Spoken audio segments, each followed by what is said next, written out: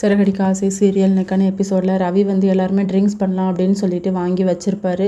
முத்துவையும் கூப்பிடுவார், நீ வந்தால் தாண்டா நல்லாயிருக்கும் அப்படின்னு சொல்லிட்டு மீனா கிட்ட வந்து பெர்மிஷன் கேட்டுட்ருப்பார் முத்து. நான் வேணால் குடிக்க மாட்டேன், சும்மா போய் இருந்துட்டு வரேனே அப்படின்னு சொல்லிட்டு.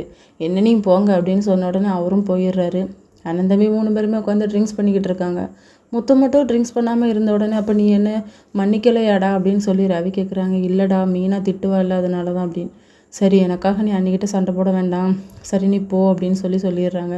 உனக்கு இப்போ என்னடா பிரச்சனை, நான் ட்ரிங்க்ஸ் பண்ணணும் அப்படின்னு சொல்லிட்டு 3 பேருமே ட்ரிங்க்ஸ் பண்ணிக்கிட்டு இருக்காங்க. ரவி வந்து ரொம்ப புலம்பிகிட்டு இருக்காங்க. அந்த நீத்துவோட காலை உடச்சி இப்படி பண்ணிட்டானே அந்த ஸ்ருதியோட அப்பா. ஸ்ருதியை வந்து நான் பேசி எப்படியோ சமாதானப்படுத்திருப்பேன், இப்போ எங்களுக்குள்ளே பெரிய பிரச்சனையாயிட்டு. நான் அவளுக்கு மெசேஜ் பண்ணால் நீ எங்கள் அப்பாவுக்கு பண்ண வேண்டியதானு சொல்கிறாடா, என் நிலமையை பற்றியா அப்படின்னு சொல்லிட்டு மாற்றி மாற்றி ஃபீல் பண்ணிக்கிட்டு இருக்காங்க. அடுத்த சீனில் காலையிலையும் ஆயிடுது. மறுபடியும் ரவி வந்து முத்துக்கிட்ட மன்னிப்பு கேட்குறாங்க. நீ என்னை மன்னிச்சிடடா, உனக்கு இந்த சமையல் நான் எடுத்து பண்ணி வச்சுருக்கேன், இதை சாப்பிடு, நீ சாப்பிட்டா என்ன மன்னிச்சுப்பேன் நான் நினச்சிப்பேன் அப்படிங்கிற மாதிரி சொல்கிறாங்க.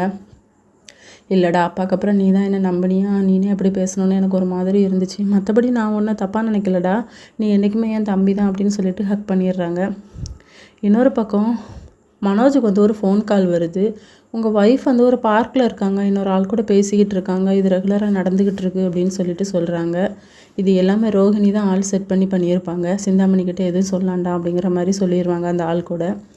அதுக்கப்புறம் மனோஜ் வந்து இவ யாருக்கிட்ட பேசுனா எனக்கு என்ன அப்படின்னு சொல்லிட்டு இருப்பார். இதோட இன்றைக்கான எபிசோட் முடியுது.